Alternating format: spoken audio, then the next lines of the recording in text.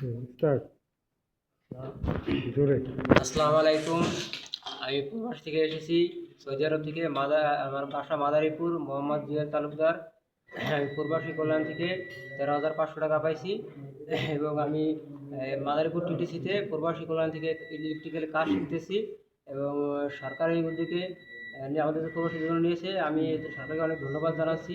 আমি এই কাজ শিখে পরবর্তীতে আমি বিদেশে যাওয়ার জন্য চিন্তা ভাবনা করেছি। এবং দেশের উন্নয়নের কাজের জন্য আমরা প্রবাসীরা এগিয়ে আসতেছি। এবং সরকার আরও বেশি বেশি উদ্যোগ নেব, আমরা সরকারকে ধন্যবাদ জানাচ্ছি।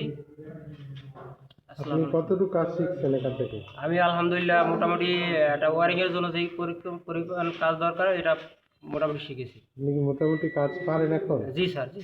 আচ্ছা, আপনি কতদিন হলে এখানে শিখতেছেন? কতদিন হচ্ছে? আমি প্রায় 2 মাসের কাছাকাছি আছে শিখতেছি এখানে।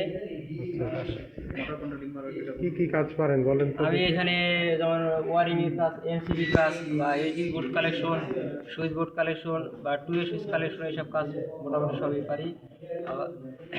জেনারেটার, মোটর, এগুলো সব কাজ শিখেছি। এবং আমাদের স্যার আছে, ফায়াজ স্যার, মজেম স্যার, এরা আমাদের প্রতিনিয়ত প্রশিক্ষণ দিতেছে এই কাজের উদ্যোগে। এবং স্যারকে, তাদেরকেও ধন্যবাদ জানাচ্ছি।